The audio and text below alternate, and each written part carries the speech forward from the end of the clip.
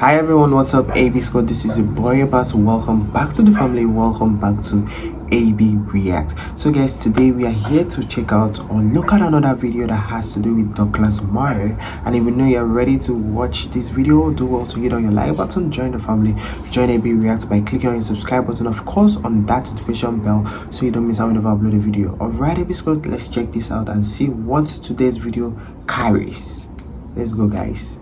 Let's go to the UK now, and we've spoken about the flag protest there. Operation Raise the Colours, supposed to represent patriotism and pride in Britain, but not everybody is on board. Let's hear from Labor MP Jivan Santer, who is calling on Brits to take down their flags because it's making some people feel uncomfortable. And then I see flags painted on roundabouts, and that is just a bit weird. And you know, because you've seen it online and I see it in my inbox, that this does make people feel uneasy. And they ask, what message are these flags supposed to be sending? Douglas, what does it say about a nation if the national flag fills people with angst and makes them feel uneasy, or you've got an MP there saying it's a bit weird? Yeah, there's nothing weird about it at all. If he travelled to any other nation or country, he'd probably find that the flag of that nation was flying in that country. It's just a reminder of what a pushover people think that Britain is these days. I mean, try it with any other country, Rita, and maybe this guy can. Maybe he can go to any other country and say, you know what, you flying your national flag makes me feel uncomfortable, and just see how much care anyone gives to such a statement. The fact is that somebody like him can even say this is a reminder of the tolerance and decency of the British people. Some people might say the over-tolerance and the over-decency of the British people, because if the British people weren't tolerant and decent, then people like this gentleman wouldn't be having the lives and careers that they are having, and they wouldn't have the ability to complain that the country they're in, when the flag is flown, makes them feel uneasy. It's just, again, this just unbelievable bigotry against the most tolerant nations in the world, be it Australia, be it Britain. It's always the same pattern. It's the countries that are the most tolerant, the most respecting of difference, and much more, that end up being taken advantage of by buffoons like this. I mean, can you... Okay guys, let me say a quick one here. You know, from what that guy said, from what that young man said, that why would they be flying, you know, the British flag? Like, sometimes makes them comfortable, or it makes them uncomfortable rather. So I wanted to ask, flying your country's, you know, flag, does it make you uncomfortable, or what do you think? Or was he right saying that? Like, let me know, because of course you are hearing what Douglas Murray is saying here concerning that. Like, for me, I don't see any reason. It depends on how people understand or how people want to react towards that, or maybe whenever they see their country's flag being flown. Like, I mean, it's just people's imagination, people's thinking. So let me know your own thoughts in the comment section. If you really feel that what he said is good or what he said is bad, let me know in the comment section. So guys, let's continue. Just imagine going to a country in the Middle East and wanting to reside there and telling them to take down their flags. It's making you feel a little bit uncomfortable. I mean, it is just, like you said, astonishing behaviour. Now to an incredible story from the Telegraph, today's Telegraph, revealing that an activist accused of targeting an RAF base with Palestine Action has been leading anti-Israel protests from behind bars. Mohammed Umar Khalid had been using a prison phone to lead the protests in what has been described as yet another security farce. Douglas, that just seems astonishing. Would that it was astonishing in modern Britain. We've just had the case this week of a man who came to the UK illegally, immediately started molesting schoolgirls, was detained and then accidentally released. And he actually returned to the place he'd been released from, asking to be let back into the prison and to be deported. And he kept being sent back by the authorities. He said, no, chum, on your way, go back out, have at it. And that's just, the last 24 hours.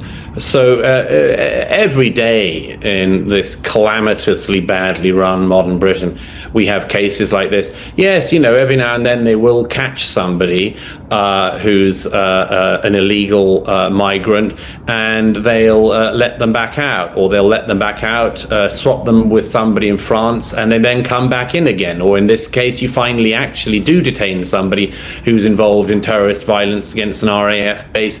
But it turns out that he can conceal a phone in prison or whatever and guide the operations from outside.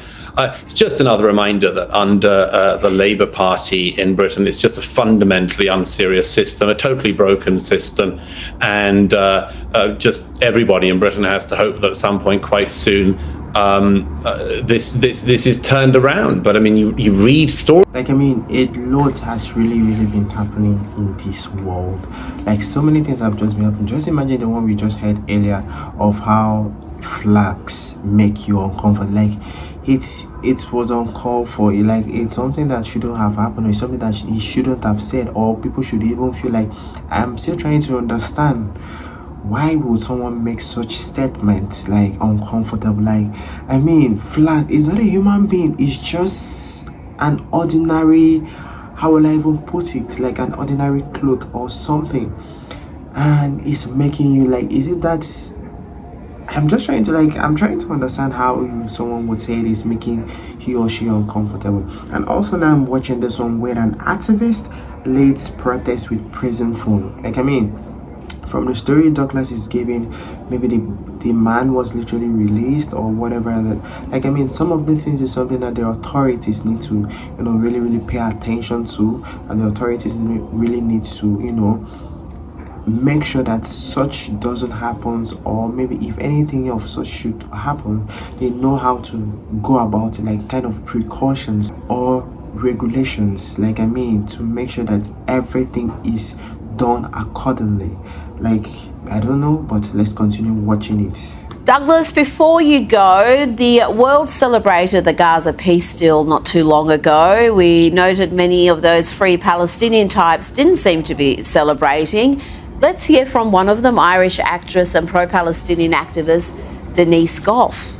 Well, ceasefire isn't liberation, ceasefire isn't free Palestine, and also it feels that it was made without any Palestinian voices, but also that it meets the terms of a true free Palestine and an end to the occupation.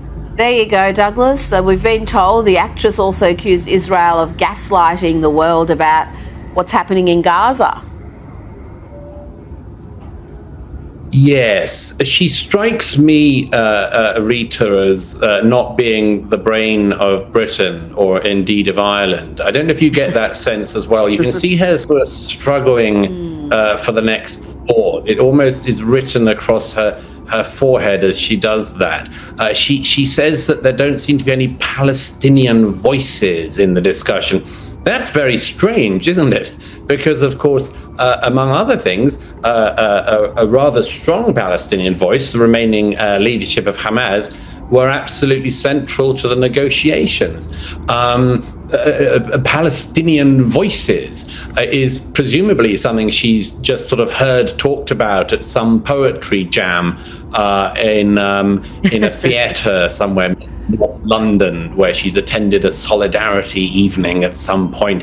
And she probably can't point to any of the places in question on a map, but she's heard things like, we must prioritize Palestinian voices. And actually, when Palestinian voices make themselves very loudly heard, whether on October the 7th with their rape-a-thon and murder-a-thon, or indeed in the recent negotiations, it seems that this dimwit just doesn't hear them. So perhaps it's not a lack of Palestinian voices, it's a lack of her being able to hear anything she doesn't want to hear. But as I say, I think it's very unlikely that this actress actually is over the complete issues of phases 1, 2, and 3 of the ceasefire negotiation. I don't know, Rita. I'd love you to ask her on and grill her on the real fine points of the peace plan. I'd pay good money to watch that. You know what? We will reach out to her people and extend the invitation. She has been to Gaza, so perhaps she has something to contribute, but I'm not going to hold my breath, Douglas Murray. Thank you so much for your time this evening. Great pleasure as always. Thank you. That was another different one. That was another interesting one from there. And guys, if you really enjoyed this as much as I did, do also hit on that like button, join the family, join AB React by clicking on the subscribe button, of course on that notification bell so you don't miss out when I upload a video. If you have recommendation, suggestion, guys, always do well to leave it right there in the comment section or right every squad. I can't wait to see you in my next video. Until then, stay safe, stay positive, and don't go away, don't touch that dial. Bye guys.